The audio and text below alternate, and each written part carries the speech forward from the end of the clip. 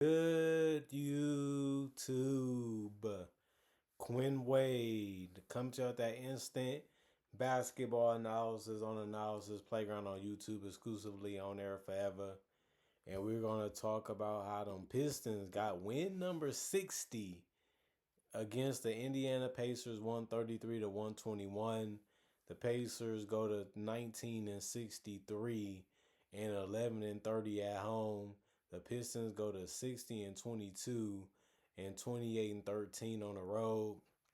The Pistons beat the Pacers 4-0 this year. No surprise there. The Pacers been really bad and the Pistons been really good. And that's why they should have been able to sweep them, and they did in the regular season. Season is over now for the Pacers, and the playoffs will be good for the Pistons as they wait for their opponent after the play-in tournament. Detroit won the first quarter 41 to 27, and it was basically game at that point because they also won the second quarter 40 to 36. They also won the third quarter 27 to 26. They did lose that fourth quarter 32 to 25, but it didn't matter because they ended up winning the fourth. They lost the fourth quarter, but they ended up winning the game by double figures anyway.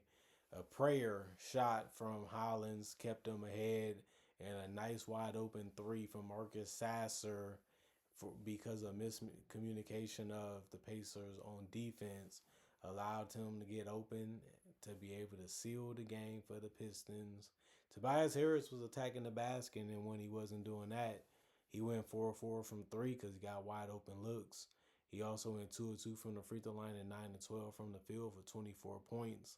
He had 4 rebounds, 1 assist, no turnovers, and 3 steals. The 3 steals was game high, tied with Karis LeVert, Kevin Huerter for the same amount. 1 offensive rebound for Tobias, 1 personal foul for him also. And he was a plus 30 and plus minus. Duncan Robinson was able to make a 3 and get some in-between shots to go between the basket. He went 4 or 5 from the field, 1 or 2 from 3, and had 9 points in 22 minutes. He also had 2 rebounds, 2 assists, and 1 turnover, and the personal foul was a plus 28 and plus minus. Paul Reed kept getting wide open finishes around the basket. Nobody picked him up. Nobody paid attention to him enough. Nobody stayed close to him enough. So he kept breaking free and finishing around the basket real quick. He went and got 26 points, went 11-11 from the field, 4-4 from the free throw line. He also had 6 rebounds, 3 assists, and no turnovers, 2 personal fouls. Well, 2 offensive rebounds, 1 personal foul was a plus 28 and plus minus. Cade Cunningham was trying to take them jumpers. They wasn't working. He tried to get them shots to fall. Those wasn't working either by the rim. He ended up playing 22 minutes, had 7 points. He went 3 of 12 from the field, 1 of 6 from 3. He did get 8 rebounds and 14 assists. He was diming up guys all night, whether it was dumping it off to a dunker, kicking it out to a shooter, or just reading the floor to make the right play that led to an assist. It worked out for him real well. And this one, 4 turnovers, 1 offensive rebound, no personal foul, was a plus 30 and plus minus. Asor Thompson did the same. He wasn't really looking to score that much. He didn't have the ball in his hands that much. But he played 22 minutes, had 7 points, went 3 or 4 from the field, 1 or 2 from the free throw line. He did have 5 rebounds, 4 assists, 1 turnover, 1 steal, 1 block, 1 offensive rebound, 3 personal fouls, was a plus 28 and plus minus. Tulu Smith played 6 minutes. He ended up going 1 or 2 from the field, 3 or 4 from the free throw line for 5 points. He had 3 rebounds, 1 assist, no turnovers, 2 offensive rebounds, 1 personal foul. And he was a minus 4 and plus minus. It's just good that he was able to finish well around the basket. Isaiah Stewart hit a 3 and finished well around the basket. He went 7 of 9 from the field, 1 or 2 from 3, 1 or 2 from the free throw line for 16 points. That was the most off the bench. He had 5 rebounds. He also had 2 turnovers and a block. The 5 rebounds was tied for the most off the bench. And then he also had 3 personal fouls, 2 offensive boards, was a minus 9. And plus minus, Rylan Holland the second was able to score his only shot from 3, and it was a Hail Mary prayer type of jumper that ended up going in late in the shot clock. And then he went 1 of 5 from the field, 1 of 4 from 3 for 3 points. He did get 5 rebounds, which was the same amount as Isaiah Stewart and Dennis Jenkins. 2 assists, 1 turnover, 1 block, 3 personal fouls, and was a -12 and plus minus. He did some things that really helped the team out in the short amount of time he was out there. Isaac Jones, 10 minutes, 2 points. He missed his only field goal, but he did go 2 of 2 from the free throw line. He did have 1 turnover, no personal fouls, was a -7 and plus minus. Javante Green came in the game and scored right away. 12 minutes, 6 points. He went 2 of 3 from three. They was wide open. Why not take them? And then he splashed them in. 3 rebounds, 1 assist, no turnovers, and a steal. 1 offensive rebound, no personal fouls, and -9 and plus minus. Karis LeVert was able to make a three. He finished 1 of 3 from the field, though, but he also went 3 of 4 from the free throw line for 6 points in 14 minutes. He also did have 2 turnovers. One personal foul was a -9 and plus minus. Kevin Herter played 20 minutes, 15 points from him. He did make a couple threes that was open. He went 3 of 7 from three, was able to score near the basket and finished 5 of 10 from the field and 2 of 2 from the free throw line. He had 2 rebounds and 3 assists. He's tall enough to see over the defense, and then he got to wait till something opens up. Then he was able to find his teammates. He also had 3 steals that made it easier. No personal foul was a -12 and a plus minus. Marcus Sasser, 7 minutes. He had 3 points. He went 1 of 4 from the field, 1 of 3 from the 3 point line. No turnovers. One personal foul was a -1 and plus minus. Chaz Lanier made a shot that was near the rim, and then a jump shot, and then he had 1 turnover. No personal fouls, was a -4 and plus minus. And then Jenkins played 19 minutes. He ended up getting 2 points. He went 1 of 7 from the field. He missed his only three. He had 5 rebounds and 4 assists. 4 assists was the most off the bench. He can run that offense. He knows how to get his shots. He knows how to set guys up. He wasn't making shots tonight, but he did a good job of understanding what he was trying to do when he had the ball. But the defense had their way with him sometimes and allowed him and forced him to get 4 turnovers. He had 1 steal, 2 personal fouls, 2 offensive boards. It was a -17 and plus minus. You look at the Indiana Pacers. Lawson played 27 minutes. He ended up missing a three, missing all of his free throws, going 0-2 from the free throw line. Made his only shot, though, from two, and went 1 of 2 from the field because of that. So he finished with 2 points. He did have 2 rebounds and 4 assists, no turnovers, and 5 steals and a block. The 5 steals was game high, and he's just happy that he was able to do something else since he didn't score that much, and the assists led the basket, so they scored for him. 3 personal fouls and a -19 and plus minus for him. Micah ended up shooting a bunch of threes. He went 3 of 10 from three, finished 6 of 13 from the field since he was able to attack the basket. Finished with a double-double also because he had 11 rebounds.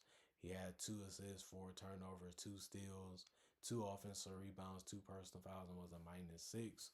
And plus minus, Ethan Thompson also shot a lot of threes, but he went 3 of 8 from three, and then he finished 5 of 14 from the field, 5 of 6 from the free throw line for 18 points.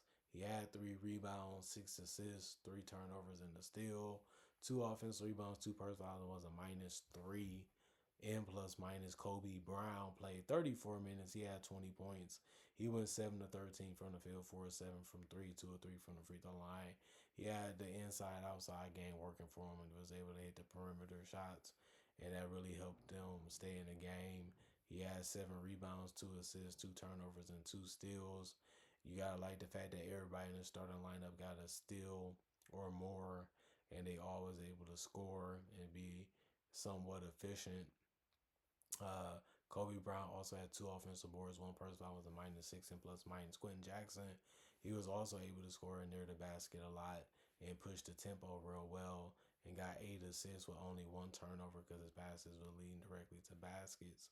He also had 3 steals, 6 of 6 from the 6 from the free throw line, 1 of 4 from three, 7 of 15 from the field, 21 points, 1 personal foul and a -8 and plus minus. Obi Toppin, 18 minutes. He ended up scoring the most points off the bench, which was 21.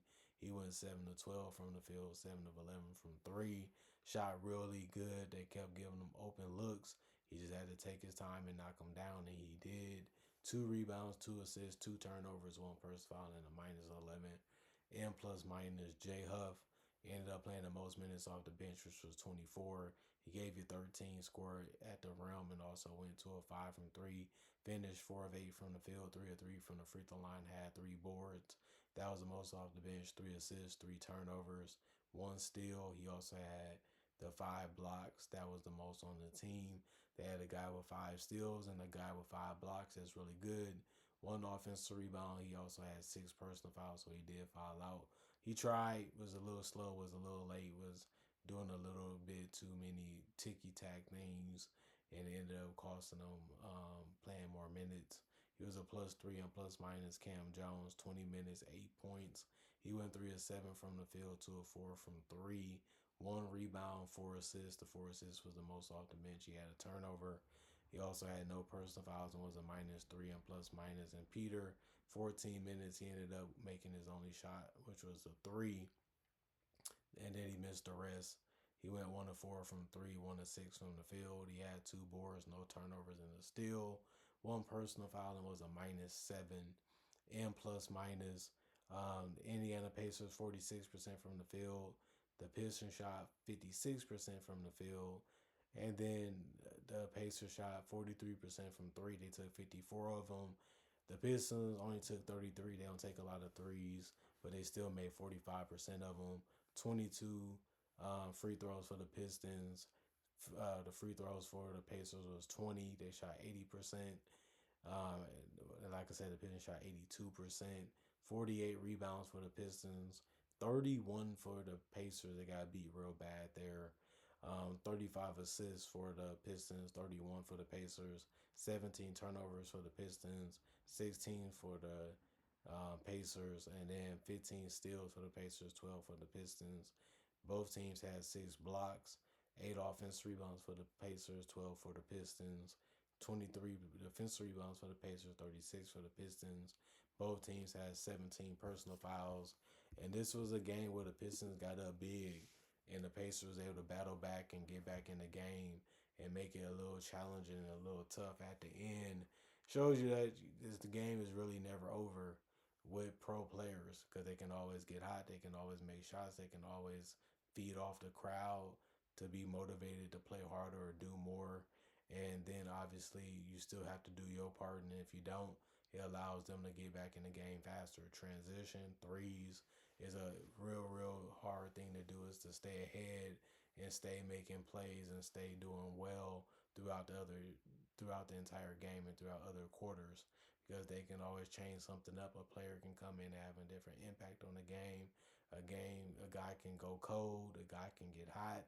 You just never know what's gonna happen. But one thing you gotta say is the Pistons, even though they knew that the Pacers wasn't gonna go away easy at that point, they still understood what they had to do to be able to win the game and close it out, and they got it done. They didn't point the finger, they didn't blame each other, they didn't switch it up. They just said, well, we just got to do a little bit of this, a little bit of that, like we did before.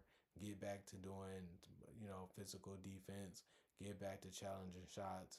Get back to getting in that rim, getting near that rim, and then just making sure they don't get anything easy. And once they did that, they was able to go back up and they was able to finish the game and win it by double figures. And I'm just happy that they win 60 games. I didn't see this team, especially as it looks on paper, being a 60-win team.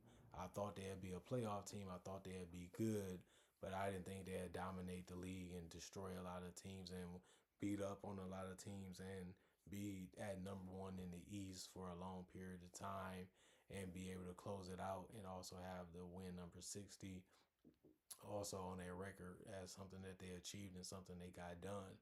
They was in a race to being the number 1 team in the NBA at one point, showing you how consistently good they were throughout the entire season, that they've been winning even without their best player at times throughout the season. And they even have Jalen Duren in this game, and Cade didn't even play that great when it came to scoring, and they still found a way to win the game by double figures. This is what they do. They know how to play. They know what they're trying to accomplish. They know what they, need to do to win games, and then they stick together, get it done, and they go at it at a high level. I got a lot of love and respect for this team. I love what they done. I love how they play. I love how they was able to say, "Kay, you're our guy. We're going to put the pieces around you. They're going to develop. They're going to grow, and we're going to see how we can take this team to another level every single year, and trust the fact that we'll get you the pieces that you need to win." And we'll see what they do in the playoffs. We'll see if it can continue on because they've played so well all year. And we'll see if they can stay healthy to get a best chance at trying to win a title this year. But their pieces are so young that they hopefully will be around for a long time, being one of the best teams in the East and competing for Eastern Conference champions and possibly even the NBA championship this season or even in the future. You never know. We didn't think they'd be this good. Even the Pistons fans didn't think they'd be this good, but they are. This is a real team. This is a real threat. This is a really well-oiled machine on both ends of the court, and they get it done and don't make excuses and they figure it out. Other than that, comment, like, subscribe, share, hit the notification bell to get the analysis when it first come out. Y'all stay blessed up. Y'all stay good. Peace. And I'll see y'all later today, hopefully with more analysis.